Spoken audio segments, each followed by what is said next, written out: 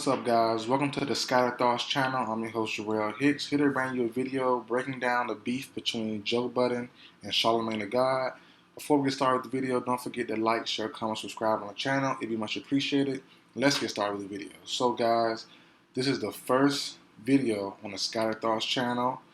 I'll leave a link to the intro probably down bottom in the description. Also, I'll leave a card in the right-hand corner of the screen. So let's get started, man. Two of my favorite media guys, people that inspired me to do what I'm doing now, podcast, YouTube, blogging, stuff like that. There's Joe Budden, the Joe Budden podcast, Charlamagne Tha God, Breakfast Club. I've been a Joe Budden podcast listener for 3.5 years, 3 years, 3.5 years. They've been on Spotify for 2 years. Yeah, so about 3 years, 3.5 years. I've been an avid, every episode Joe Budden podcast fan. I only missed one episode. They had like a guest on I didn't care about, and I just skipped it. I think the guest was on for like maybe 30 minutes, but I skipped the entire episode. That's the only episode I missed. I don't know who it was or what episode number, whatever.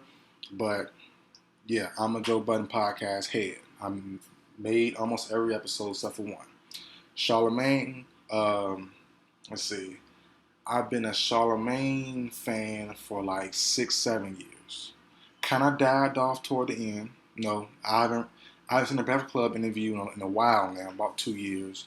But I watch everything else, Charlamagne, Brilliant Idiots. Everything else he does, I've usually follow, at least keep tabs on what Charlamagne's doing. Don't watch as much as I used to.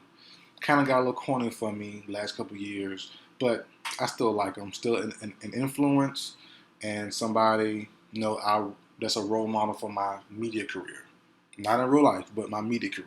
Him and Joe Budden, academics, those three guys mainly, right? So, what was it? Episode 376, Joe Budden came out, talk about his Spotify dealings and why he's leaving and things like that. And Charlamagne took offense to things. Joe Budden said, "Now let's skip some steps. Go on to episode 380. Came out today. Came out yesterday, Saturday. Just now listened to it. It's Sunday. Busy. Just now heard the entire podcast episode, and my honest opinion, I believe iHeart/Charlamagne, which is the conclusion Joe led us to. He didn't quite say it, but he led us to it. I'm pretty sure Charlamagne is with or behind or playing some major part in this Joe Budden smear campaign. Now, I will admit, Joe Budden smear campaign that Joe won't mention, it's been going on for a long time.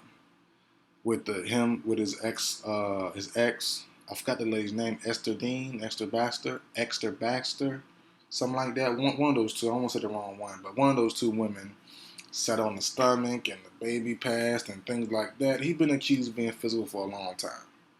I'm just going to leave that there. He's been accused of being physical with women for a long time, not just Tahiri, not just Sin, but with other women as well.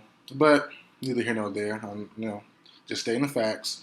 And Joe has spoken on this as well. Breakfast Club interview a while back.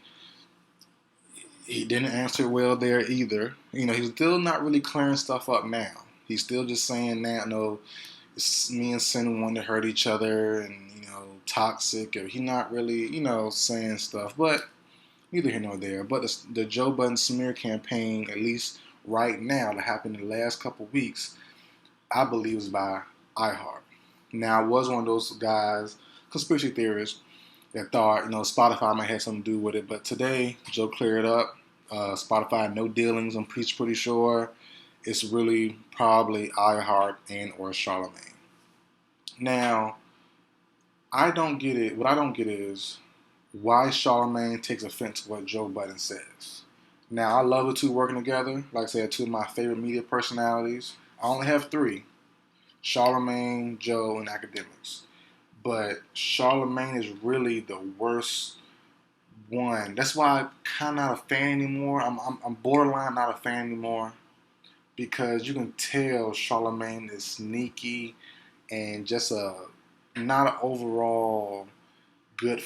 They're not friends, but a good, you know, good media personality behind the scenes to certain people. You can just tell that that's a vibe he bring out. Real sneaky, real, you know, self. No, it's not even self. I can't find a word I want to search for in my head. I can't find it, but you can just tell how Charlamagne, he's not the most honest of the bunch. Who, you know, back in the day, 5, 6 years ago, Charlamagne was too honest on camera, on TV. You know, so that's the funny thing. But academics, you know, his drunk rants on, or his Henny rants, he don't be drunk, his Henny rants on Twitch, Joe Budden being honest on the podcast and on IG Live and things like that.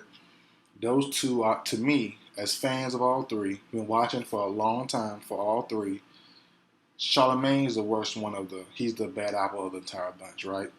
But my thing is, I don't see what Charlamagne is upset about with Joe Budden. Joe Budden, as he said many a times now, this is like the third, fourth podcast him saying this in a long rant. What him and Charlamagne Tha God are trying to do are not the same things, right?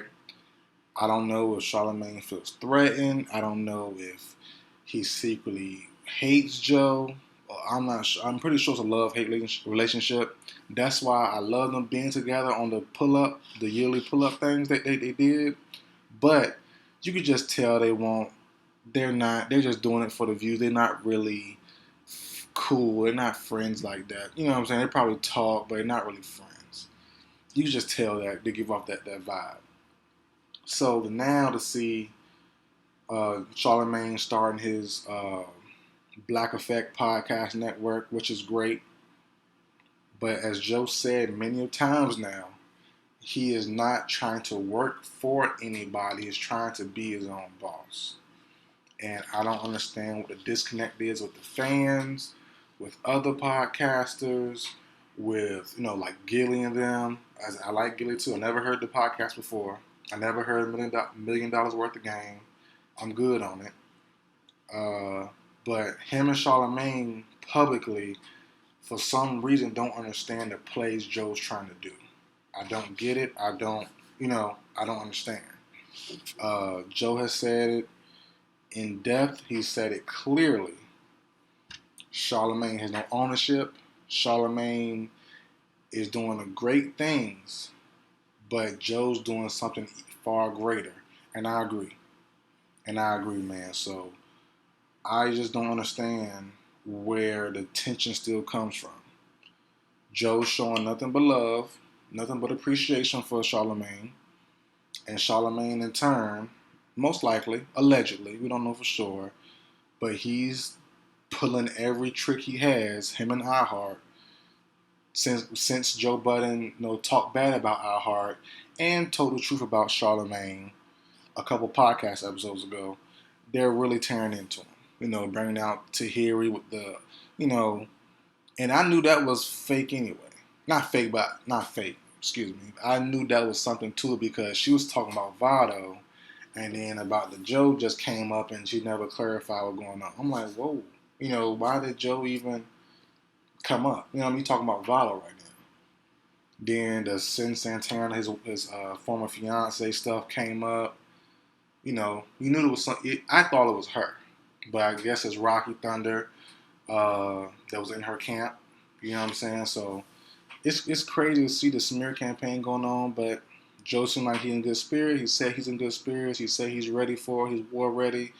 Nothing's going to tear him down. I just hope they can repair the relationship between Charlamagne and Joe because they're good together. They're the same kind of sort of, same personality type, at least in media, same style and stuff like that. But, I think they'll be great together on a long-term thing. But I doubt it'll happen. The yearly pull-up things probably will never happen again, I'm pretty sure. Because from this episode 380, it seems like it's real tension. It's really like, okay, the friendship's done. And like I said, man, I love what Charlamagne did with the Black Effect Network, excuse me, Black Effect Network, partnered with iHeart. Supposedly he owns 50% of it. Hey, I love it. I love it. I love to see it.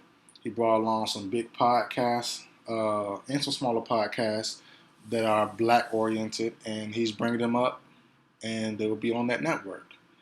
But as Joe said, we're not fighting the same fight. And I don't understand what's wrong with it. I don't understand why that has to cause tension, why that has to cause beef, why that has to cause, slander from the other side. Charlamagne is entrenched there at iHeart. He has been for a long time.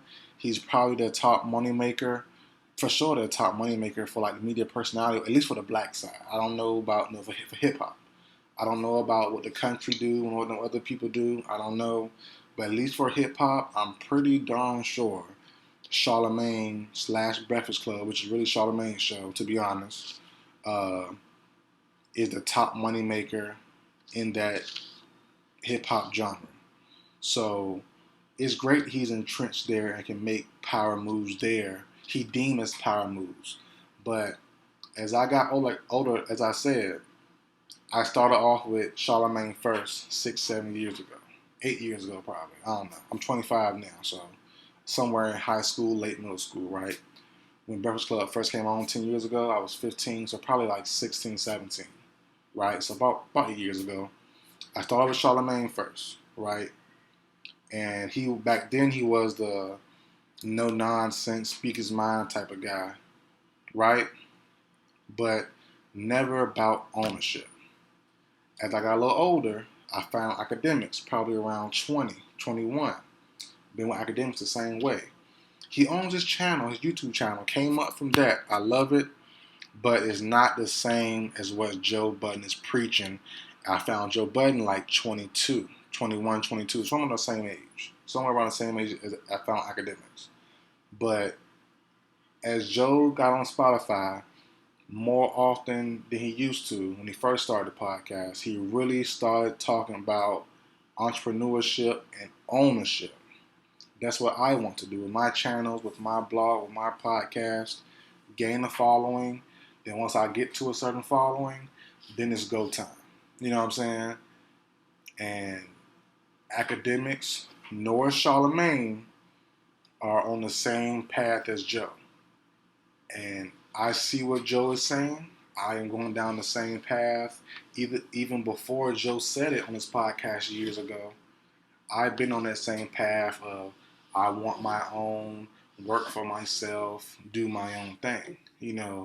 Academics, Charlamagne, paired with Complex. Academics, Charlamagne, paired with iHeart, which is fine.